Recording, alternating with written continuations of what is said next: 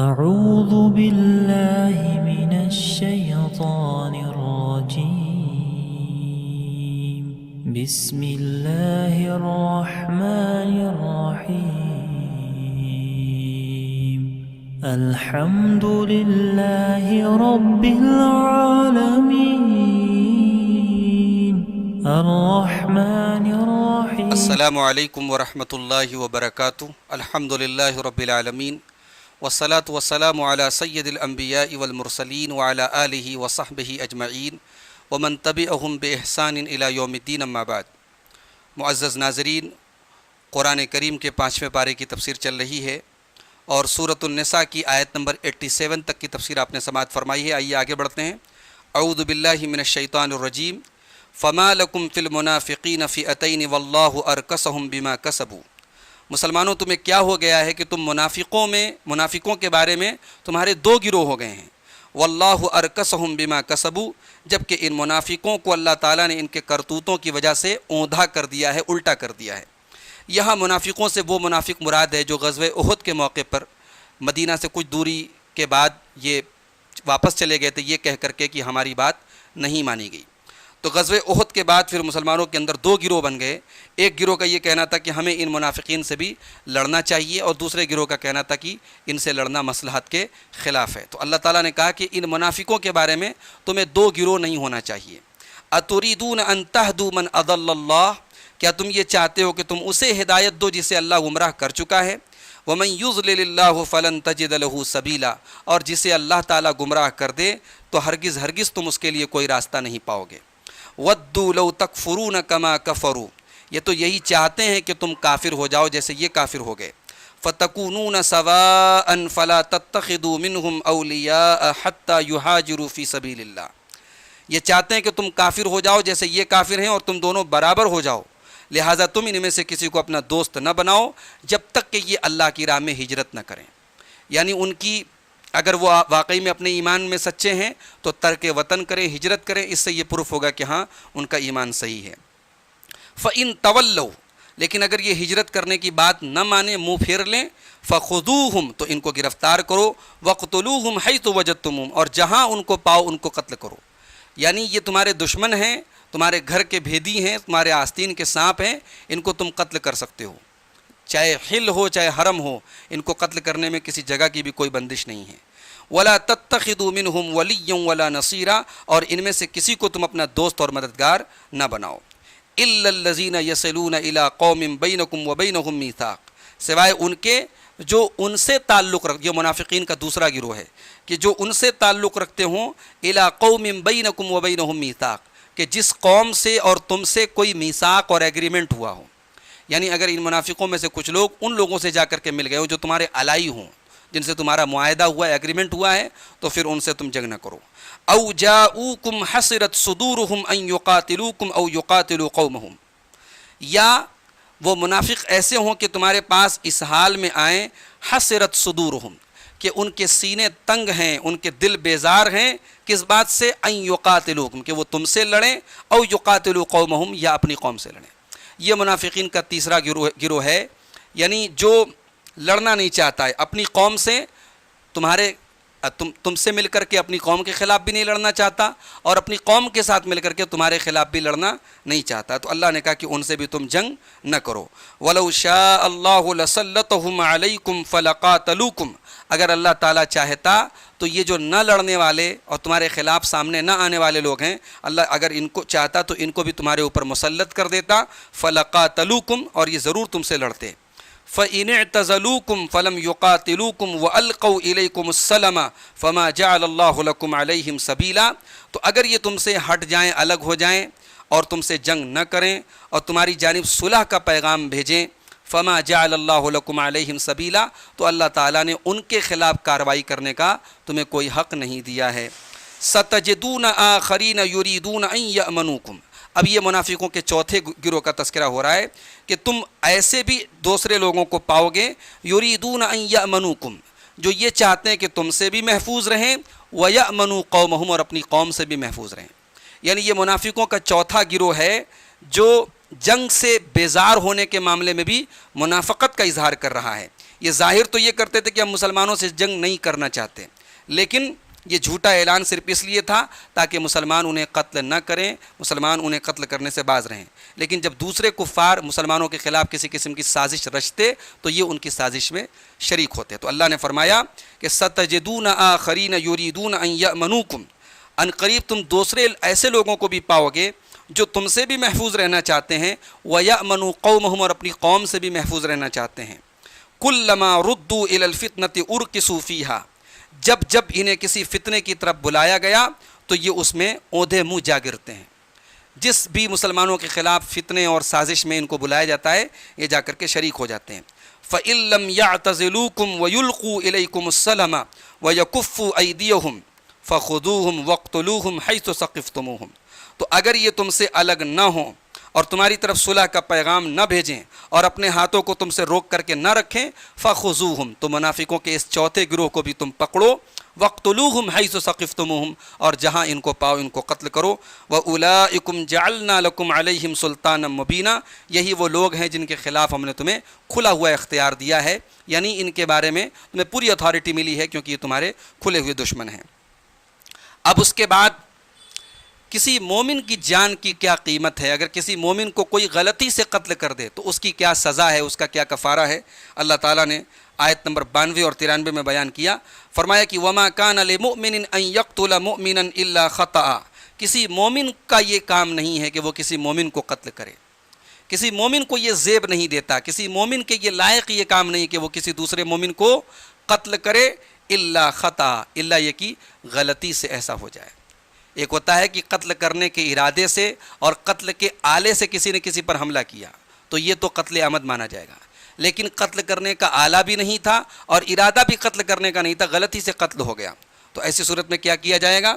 فرمایا کہ ومن قتل مؤمنا خطأ فتحریر رقبۃ مؤمنۃ ودیۃ مسلمۃ الی اہلہ، کسی مومن کو اگر کسی نے غلطی سے خطا سے قتل کر دیا تو ایک مومن گردن کو آزاد کرے، ایک مسلمان غلام کو آزاد کرے، ودیۃ مسلمۃ الی اہلہ، اور مقتول کے جو وارث ہیں ان کو دیت ان کے حوالے کرے، الا ان یصدقوا، ہاں اگر مقتول کے جو ورثہ ہیں وہ معاف کر دیں تو اور بات ہے۔ تو یہاں قتل خطا کا جو کفارہ ہے وہ بتایا گیا کہ دو چیزیں ہیں، ایک تو بطور توبہ اور استغفار ہے کفارہ، اور وہ کیا ہے کہ ایک غلام آزاد کیا جائے، اور دوسرے حقوق العباد، چونکہ ایک انسان کی جان لی گئی ہے تو بدلے میں دیت دی جائے۔ دیت جو ہوتی تھی خون بہا جس کو کہتے ہیں اردو میں، اللہ کے رسول صلی اللہ علیہ وسلم کے زمانے میں 100 اونٹ ہوتی تھی، تو آج بھی دیت وہی ہے، 100 اونٹ یا اس کی قیمت کے برابر سونا یا چاندی یا کرنسی، جو بھی وقت کا جو قاضی اور حاکم ہے وہ طے کرے گا، تو وہ دیت اس کو دینی پڑے گی غلطی سے قتل کرنے والے کو، کہ وہ مقتول کے ورثہ کو وہ ان کے حوالے کرے۔ فَإِن كَانَ مِن قَوْمٍ عَدُوٍّ لَكُمْ وَهُوَ مُؤْمِنٌ فَتَحْرِيرُ رَقَبَةٍ مُؤْمِنَةٍ، اگر مقتول کا، جس انسان کا قتل ہوا ہے، اگر اس کا تعلق ایسی قوم سے ہو جو تمہاری دشمن ہے، وَهُوَ مُؤْمِن، لیکن مقتول مسلمان تھا لیکن ایسی قوم کے درمیان رہتا تھا جو حربی قوم ہے، جو مسلمانوں سے جنگ کرتی ہے، مسلمانوں کی دشمن ہے، تو ایسی صورت میں اب دیت نہیں دی جائے گی، دیت نہیں دی جائے گی۔ کیوں؟ فتحریر رقبۃ مومنہ، صرف ایک مسلمان گردن کو آزاد کیا جائے گا۔ یہاں دیت کیوں نہیں دی جا رہی ہے جبکہ مقتول جو ہے وہ مسلمان ہے؟ تو اس کی علماء نے دو وجہ بتائی ہے۔ ایک وجہ تو یہ ہے چونکہ اس کے جو وارث ہیں وہ حربی کافر ہیں، مسلمانوں کے دشمن ہیں اور کافر ہیں، تو لہٰذا وہ مسلمان کی دیت لینے کے حقدار نہیں ہیں۔ اور دوسری وجہ یہ ہے کہ اس مسلمان نے اسلام قبول کرنے کے بعد بھی یہ ان حربی کفار کے علاقے میں رہا، اس نے ہجرت نہیں کی، طاقت کے باوجود اس نے ہجرت نہیں کی، جس کی اسلام میں اس وقت بڑی تاکید تھی جس دور میں یہ آیتیں نازل ہو رہی ہیں کہ آپ حربی لوگوں کے درمیان میں جو مسلمانوں کے دشمن ہیں ان کے درمیان میں ایمان لانے کے بعد بلا مجبوری کے آپ نہ رہیں بلکہ ہجرت کریں، تو بغیر کسی مجبوری کے اگر کسی نے ہجرت نہیں کی تو پھر اس کوتاہی کی وجہ سے اس کے خون کی حرمت کم ہو گئی۔ تو فرمایا کہ اگر وہ تمہاری دشمن قوم سے تعلق رکھتا تھا لیکن خود مسلمان تھا تو پھر دیت نہیں دینی ہے، ایک گردن آزاد کر دینا کافی ہے۔ وَإِن كَانَ مِن قَوْمٍ بَيْنَكُمْ وَبَيْنَهُم مِّيثَاقٌ فَدِيَّةٌ مُّسَلَّمَةٌ إِلَىٰ أَهْلِهِ وَتَحْرِيرُ رَقَبَةٍ مُّؤْمِنَةٍ، اور اگر اس کا تعلق ایسی قوم سے ہو کہ تمہارے اور اس قوم کے درمیان ایگریمنٹ ہوا تھا یعنی مسلمانوں کی حکومت ہے اور وہاں پہ کچھ کافر کچھ غیر مسلم رہتے ہیں جنہوں نے حکومت کے ساتھ ایگریمنٹ کیا ہے، جن کو شریعت میں ذمی کہا جاتا ہے. شریعت جن سے حکومت یہ وعدہ کرتی ہے کہ ہم آپ کی جان اور مال کی حفاظت کریں گے.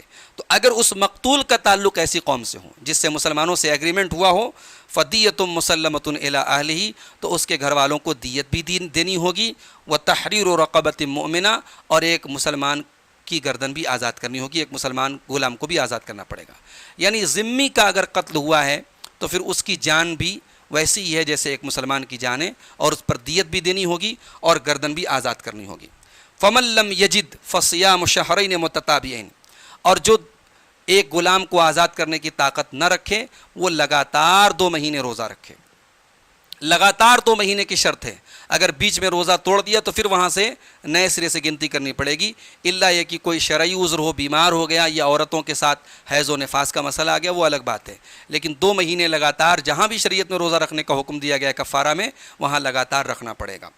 توبۃ من اللہ، یہی اللہ تعالیٰ کی طرف سے توبہ کا طریقہ ہے. وکان اللہ علیما حکیما، اور اللہ تعالیٰ سب کچھ جاننے والا، حکمت والا ہے. ومن یقتل مؤمنا متعمدا فجزاؤہ جہنم خالدا فیہا، اور جو کسی مسلمان کو جان بوجھ کر کے قتل کرے، یہ تو غلطی سے قتل کی بات ہو گئی ہے، اگر کسی مسلمان کو کوئی جان بوجھ کر کے قتل کرے، فجزاؤہ جہنم خالدا فیہا، تو اس کا بدلہ کیا ہے؟ وہ جہنم ہے جس میں وہ ہمیشہ رہے گا. وغضب اللہ علیہ، اور اللہ کا غضب اس کے اوپر نازل ہوتا ہے. ولعنہ، اور اللہ تعالیٰ لعنت کرتا ہے اس کے اوپر. واعد لہ عذابا عظیما، اور اللہ تعالیٰ نے اس کے لیے بہت بڑا عذاب تیار کر کے رکھا ہے. یہاں ایک سوال پیدا ہوتا ہے کہ اگر کسی مومن کو کوئی قتل کر دے اور پھر توبہ کرے تو اس کی توبہ قبول ہوگی یا نہیں ہوگی؟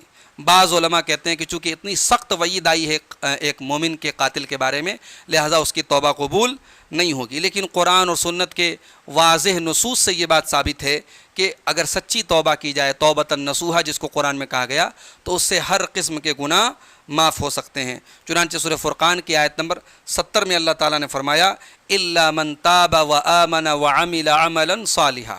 اللہ نے قتل کا، اللہ نے زنا کا، اللہ نے شرک کا ذکر کرنے کے بعد کہا کہ اگر کوئی توبہ کر لے اور ایمان لے آئے اور نیک عمل کر لے تو اللہ اس کی توبہ قبول کر لیتا ہے. تو ہر چھوٹے بڑے گناہ کی توبہ اللہ تعالیٰ کے قبول ہوگی. اب یہاں جو قاتل کی سزا جہنم بتائی گئی ہے تو یہ توبہ نہ کرنے کی صورت میں ہے کہ اگر اس نے توبہ نہیں کی تو وہ جہنم میں جائے گا. اور پھر جو یہ کہا گیا کہ خالدن فیہا، وہ جہنم میں ہمیشہ رہے گا، تو یہ بھی ہمیشہ کا جو لفظ یہاں آیا، خلود کا جو لفظ آیا، یہ اہل علم کہتے ہیں کہ یہ طویل مدت کے معنی میں ہے. اس لیے کہ اگر وہ توحید کے ساتھ دنیا سے گیا ہے تو اگرچہ اس نے قتل کیا تھا لیکن اللہ تعالیٰ ہمیشہ جہنم میں نہیں ڈالے گا، بلکہ بعد میں ایک طویل مدت کے بعد اللہ تعالیٰ اس کو معاف کر کے اس کو جنت میں داخل کرے گا، کیونکہ جہنم میں ہمیشہ صرف کفار اور مشرکین رہیں گے. باقی اگر کوئی مومن ہے، مسلمان ہے، تو اس کے گناہ ایسے نہیں ہیں جس کی وجہ سے وہ ہمیشہ جہنم میں رہے گا. اب اس کے بعد آیت نمبر 94 سے لے کر کے 96 تک اللہ تعالیٰ نے مسلمانوں کی ایک اور بڑی اہم تعلیم دی. فرمایا کہ یا ایھا الذین آمنوا اذا ضربتم فی سبیل اللہ فتبینوا، اے ایمان والو جب تم اللہ کی راہ میں نکلو تو تم تحقیق کر لیا کرو. ولا تقولوا لمن القى الیکم السلام لست مؤمنا، اور جو تمہیں سلام کرے تم اس سے یہ مت کہو کہ تم مومن نہیں ہو. تبتغون عرض الحیات الدنیا، اور تم چاہتے ہو دنیا کی زندگی کا ساز و سامان. دنیا کی زندگی کے ساز و سامان کے لیے ایک آدمی تم کو سلام کر رہا ہے اور تم اس کو مسلمان نہیں سمجھ رہے ہو، ایسا نہ کرو.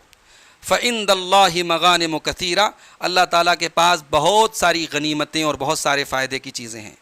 كَذَلِكَ كُنْتُم مِّن قَبْلُ، اس کے پہلے تم بھی ایسے ہی تھے، تم بھی کافر تھے، تم بھی مشرک تھے. فَمَنَّ اللَّهُ عَلَيْكُمْ، اللہ تعالیٰ نے تم پر احسان کیا، تمہیں ہدایت سے نوازا. فَتَبَيَّنُوا، تو تم تحقیق کر لیا کرو. اس آیت کی تفسیر میں صحیح بخاری کتاب التفسیر میں 4591 اور صحیح مسلم کے اندر 3025 نمبر کی حدیث میں عبداللہ ابن عباس رضی اللہ تعالیٰ عنہ سے ایک واقعہ روایت کیا گیا ہے. عبداللہ ابن عباس کہتے ہیں کہ کان رجل فی غنیمۃ، ایک آدمی اپنی کچھ بکریوں کو لے کر کے چرا رہا تھا. فلحقہ المسلمون، کچھ مسلمانوں کا دستہ وہاں سے گزرا اور ان کی مٹ بھیڑ ہو گئی اس بکری چرانے والے سے. فقال السلام علیکم، تو اس بکری کے چروائے نے کہا السلام علیکم. فقتلوہ، تو اس مسلمان دستے نے اس چرواہے کو قتل کر دیا، وَأَخَذُوا غَنِیمَتَهُ، اور اس کی بکریوں کو لے لیا۔ تو اس موقع پر یہ آیت نازل ہوئی کہ جب تم اللہ کی راہ میں نکلو تو تحقیق کر لیا کرو، ایک آدمی تم کو سلام کر رہا ہے اور پھر بھی تم نے اس کو قتل کر دیا، اس کی چند بکریاں تو تمہیں حاصل ہو گئی مگر تم نے بہت بڑا گناہ کر دیا۔ تو تم تحقیق کر لیا کرو، اور جہاں تک دنیاوی ساز و سامان کا معاملہ ہے فَإِنَّ اللَّهِ مَغَانِمُ كَثِيرَةٌ، اللہ تعالیٰ کے پاس بہت سارے فائدے کی چیزیں ہیں۔ کذالک کنتم من قبل، اس کے پہلے بھی تم بھی ایسے ہی تھے۔ فمن اللہ علیکم، اللہ تعالیٰ نے تم پر احسان کیا۔ فتبینوا، لہذا تم تحقیق کر لیا کرو۔ ان اللہ کان بما تعملون خبیرا، بے شک اللہ تعالیٰ تمہارے اعمال سے خوب باخبر ہے۔ اب اس کے بعد جنگ کے میدان میں جو لوگ شریک ہوتے ہیں اور اپنی جان اور مال کی قربانی پیش کرتے ہیں، ان کے مقابلے میں جو لوگ جنگ کے میدان میں نہیں جاتے ہیں، گھر بیٹھے رہتے ہیں، دونوں برابر نہیں ہیں۔ اللہ نے دونوں کے درجات الگ الگ بیان کر دیے۔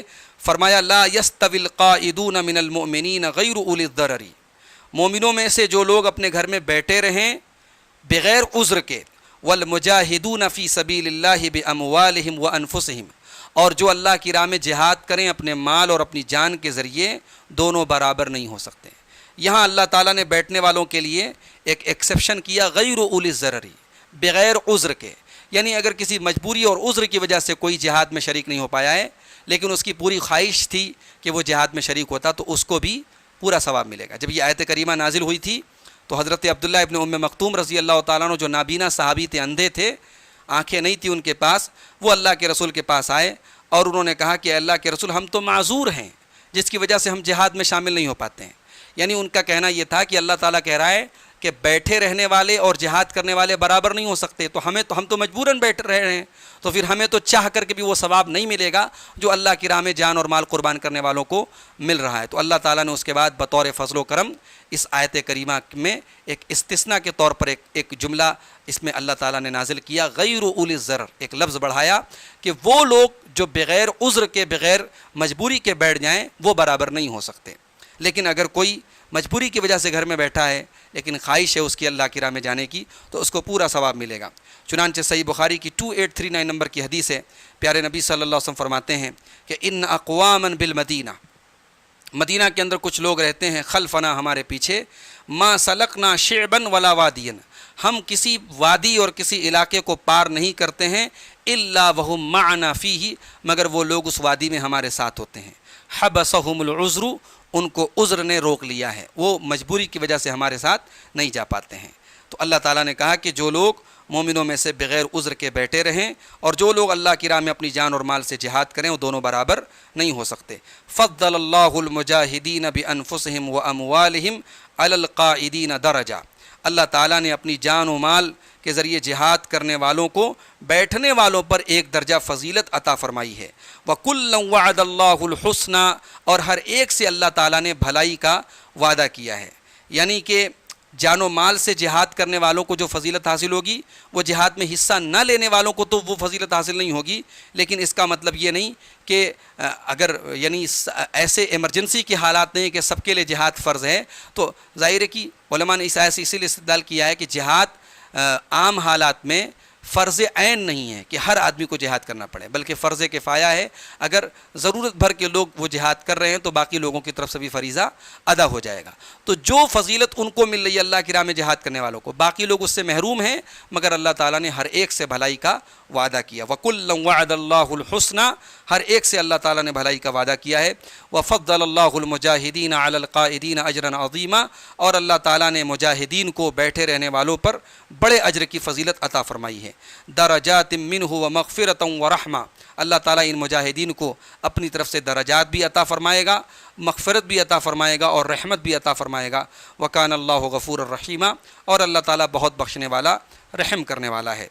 یہ سورہ نساء کی آیت نمبر 96 تک آج ہم لوگوں نے تقریباً 9 آیات پڑھی ہیں، 88 سے لے کر کے 96 تک۔ آئیے دیکھتے ہیں ان 9 آیات میں ہم نے کیا کیا اہم باتیں سیکھی ہیں۔ سب سے پہلی چیز یہ ہے کہ چاہے وہ اہل کفر ہوں، چاہے وہ اہل نفاق ہوں، چاہے منافقین ہوں، چاہے کفار ہوں، دونوں کا ٹارگٹ ایک ہے، کیا ہے؟ وَدُّوا لَوْ تَكْفُرُونَ، تم کافر ہو جاؤ، مسلمان کافر ہو جائیں، دائرہ اسلام سے نکل جائیں، ایمان سے ہاتھ دھو دیں، یہ ان کا سب سے بڑا ٹارگٹ ہے۔ دوسری چیز یہ پتہ لگی کہ اس امت کی سے اللہ تعالیٰ نے خطا کو اٹھا لیا ہے. اگر خطا اور غلطی سے کوئی کام ہو جائے اللہ نے معاف کر دیا ہے، مگر چونکہ شریعت میں انسانی جان کی بڑی ویلیو ہے اس لیے قتل خطا، اگر کسی غلطی سے کسی نے کسی کو قتل کر دیا تو اسلام میں باقاعدہ اس کے لیے سزا ہے اور اس کے لیے کفارہ ہے. ٹھیک ہے، اس سے قصاص تو نہیں لیا جائے گا، بدلے میں قتل تو نہیں کیا جائے گا، مگر دیت دینی پڑے گی اور کفارہ کے طور پہ ایک گردن آزاد کرنی پڑے گی. تیسری چیز یہ پتہ لگی کہ اللہ تعالیٰ نے فرمایا وما کان لمؤمن ان یقتل مؤمنا، کسی مومن کے یہ لائق نہیں کہ وہ دوسرے مومن کو قتل کرے. گویا کسی مومن کا قتل کرنا یہ ایمان کے خلاف یہ عمل ہے، ایمان کے منافی یہ عمل ہے. ایک سبق یہ ملا کہ اللہ تعالیٰ نے کہا کہ جو تمہیں سلام کرے تم اس سے یہ مت کہو تم مومن نہیں ہو. اس سے فقہ کا ایک بڑا اہم قاعدہ اس سے حاصل ہوا، اور وہ قاعدہ کیا ہے؟ الاحکام تناط بالمظان والظواہر. شریعت کے جو احکام اپلائی ہوں گے وہ گمان کے حساب سے اپلائی ہوں گے. سامنے والے کے بارے میں ہمارا جو گمان ہے ہم گمان کر کے اس حکم کو اپلائی کریں گے اور ظاہر کا اعتبار کریں گے. لا علی القطع و اطلاع السرائر، نہ کہ ہمیں یقین ہو جائے کہ سامنے والا مومن ہے تبھی ہم اس کو مومن سمجھیں گے، اور نہ یہ کہ اس کے اندر کے راز جب تک معلوم ہو جائیں تب ہم فیصلہ کریں گے. ایسا نہیں ہے. شریعت کے احکام ظاہر کے حساب سے اپلائی ہوں گے، دلوں کے بھید کو کھولا نہیں جائے گا، اس کو اللہ کے حوالے کر دیا جائے گا. ایک چیز یہ پتہ لگی کہ اللہ نے کہا کذالک کنتم من قبل، پہلے تم بھی ایسے ہی تھے. لہٰذا جب ہم کسی گنہگار کو سزا دینے لگیں، کسی گنہگار کو ٹریٹ کریں، کسی گنہگار کو ڈیل کریں، تو اس کی جگہ اپنے آپ کو رکھ کر کے سوچیں کہ ہم بھی تو ایسے ہو سکتے تھے، یا ہم بھی تو پہلے ایسے تھے. اگر ہمارے ساتھ ایسا معاملہ ہوتا تو ہم کیا کرتے. مومن کے قتل کو اللہ تعالیٰ نے بہت بڑا گناہ قرار دیا. فرمایا کہ فجزاؤہ جہنم خالدا فیہا وغضب اللہ علیہ ولعنہ واعد لہ عذابا عظیما. اللہ تعالیٰ نے قاتل، ایک مومن کے قاتل کی بڑی خطرناک وعید بتائی کہ اس کی سزا جہنم ہے اور وہ اس میں ہمیشہ رہے گا، اور اللہ کا غضب اس کے اوپر نازل ہوگا اور اللہ کی لعنت نازل ہوگی، اور اسی طریقے سے اللہ تعالیٰ نے اس کے لیے بڑا عظیم عذاب تیار کر کے رکھا ہے. ایک بات یہ پتہ لگی کہ ایک مسلمان اگر دیندار ہو تو دوسرے گنہگار مسلمانوں کے خلاف وہ نفرت نہ رکھے، بلکہ ان کو ہمدردی کی نظر سے دیکھے اور یہ سوچے کہ پہلے یہ بھی تو یعنی گنہگار تھا، پہلے یہ بھی دین سے دور تھا. اگر اللہ تعالیٰ نے توبہ کی توفیق دی تو دوسروں کے ساتھ ہمدردی رکھے، دوسروں کے ساتھ بھلائی کرنے کی کوشش کرے.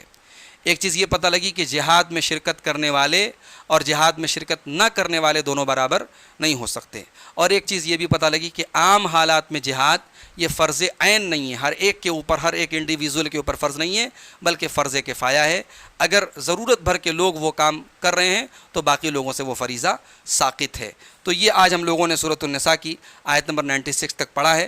انشاءاللہ اب اس کے آگے آیت نمبر 97 سے ہم اگلے درس میں تفسیر دیکھیں گے. اللہ تعالیٰ سے دعا ہے رب العالمین ہمیں قرآن کریم کی ان آیات کو پڑھنے کی، سمجھنے کی اور ان پر عمل کرنے کی توفیق عطا فرمائے. آمین. وآخر دعوانا ان الحمد للہ.